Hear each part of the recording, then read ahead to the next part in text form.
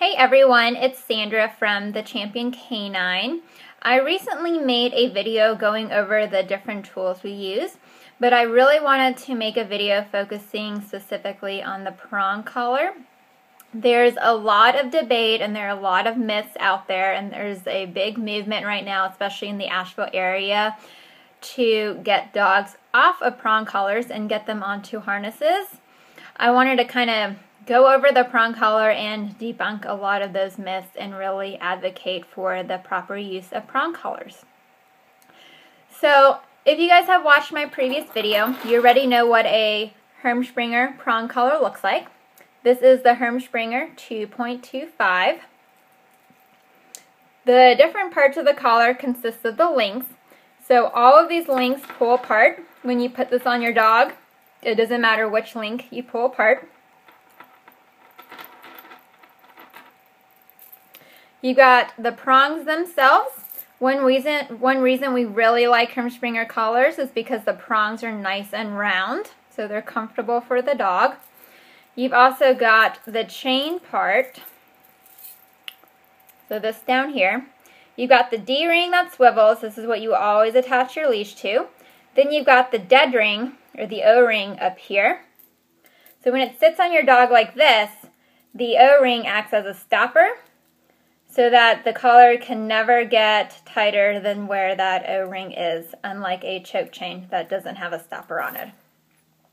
One reason I use these collars on the majority of dogs is because I find them very effective for pretty much any type of dog and any type of issue. So in the past, I've used no-pull harnesses, I've used martingales, I've used choke chains, I've used halties, gentle leaders. I've used all kinds of tools, and there are definitely dogs out there where those tools work for, but there are a lot of dogs out there where none of those tools are very effective. And these days we want training to be super effective. We don't want you to spend, 2 weeks just to teach your dog how to not pull on a leash. So I find the prong collars to be very effective for the majority of dogs that are out there. There are a lot of myths, revolving around the prong collar, and one of the big myths is that they cause unnecessary pain and suffering to your dog. Any tool can be used inappropriately. So I've worked in the vet industry for the last 10 years or so. I've seen embedded nylon flat collars on dogs' neck. Just because that happens doesn't mean that we should ban those collars. It doesn't mean that people should stop using that collar. I've also recently read an article about no-pull harnesses, and it was an article where a vet was basically debating how some no-pull harnesses cause interference with the dog's natural gait. So if you look at it that way, you can also say, well, that's not specifically a very safe or humane tool if it's interfering with the dog's natural gait and the natural walk. So again, back to prong collars, if used correctly, which means it sits high up on your dog's neck and you're using the least amount of pressure needed, it is a very safe and effective tool. Some of the cheaper store-bought prong collars have edges that are much sharper than the Hermspringer, so we definitely don't recommend you just go to the pet store and buy any old prong collar out there. You definitely want to order a Hermspringer collar, and you can do that from Amazon or a variety of different websites out there. I think the media also portrays prong collars in a negative light because every time we see clips of prong collars, it's on bully breeds, so pit bulls, Dobermans, Rottweilers, breeds of that sort. And it just sheds a really kind of negative light on prong collars. They can be used incorrectly, so if they're being used incorrectly, they're sitting very low on the dog's neck and the handler is constantly yanking on the dog, or the dog is constantly putting a lot of pressure on the collar. We definitely don't advocate using prong collars in that way. We want them to sit very high up on the neck, which is a sensitive part of the dog's neck, so we use a very small amount of pressure to achieve some really awesome communication with your dog.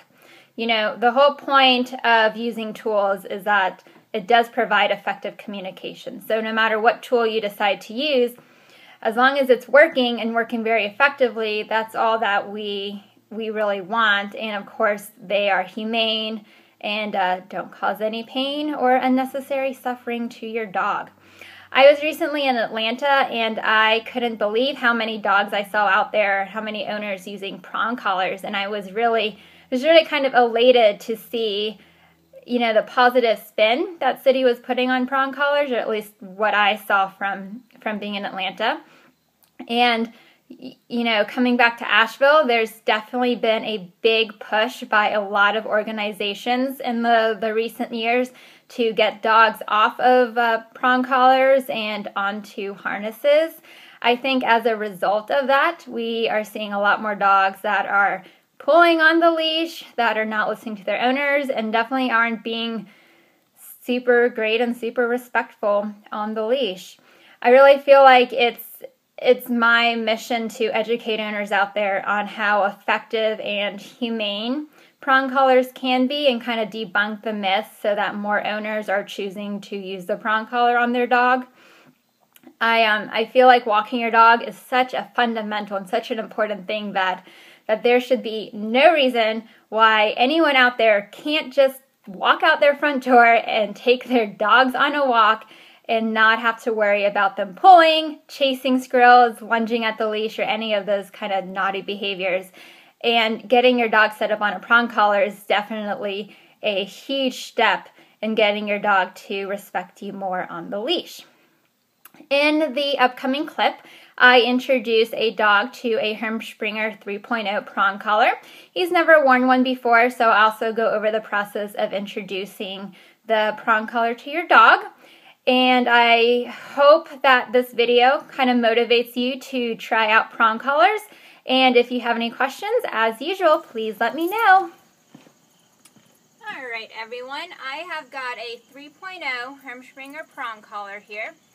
I always like to open it like this, let it hang loose before putting it on a dog, just to make sure it's not tangled, all the links are in place. I'm going to be putting this high up on his neck. You can open any link and put any link together, it doesn't matter. So right behind his ears, you can see how it's right behind his ears, high up on the neck. It is pretty tight. I can still stick my fingers through, but you want it pretty tight so it doesn't hang low or fall low and provides the most effective communication. You can use both hands to turn it, just kind of jiggle it. You want the chain to be in the very top of the dog's neck. The D-ring, which we talked about earlier, is the ring you'll be attaching your leash to. And you can also use a carabiner, which you would attach to, I'll show you on a leash. So I don't have a carabiner right now, but I would be attaching the carabiner to this part of the leash and then also attaching it to the D-ring in the event that the buckle opened and your leash came off of the D-ring, you would still be attached to your dog's collar. He has never worn a prong collar before, so we'll go about some conditioning. So I'm going to let him go to the end of the leash. He's going to feel pressure. He's going to hold steady pressure. And as soon as he gives in, that's the pressure off.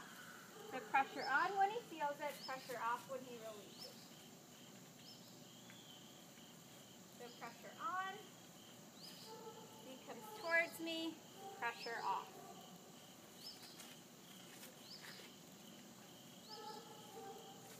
Pressure on.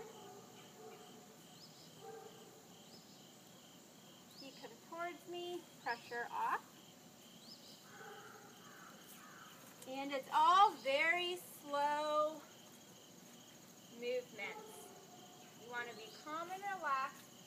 Pressure on.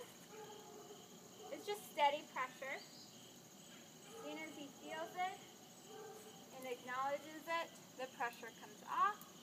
Pressure on. pressure off, pressure on, pressure off. So again, pressure on, pressure off, because he's moving towards me. Pressure on, pressure off. Good boy. This is how you introduce the dog to the pressure of a prong collar. Sometimes it takes dogs a while to figure it out. Some dogs it takes 1 or 2 times and they've already figured out how to turn the pressure on and off. He's doing a very good job.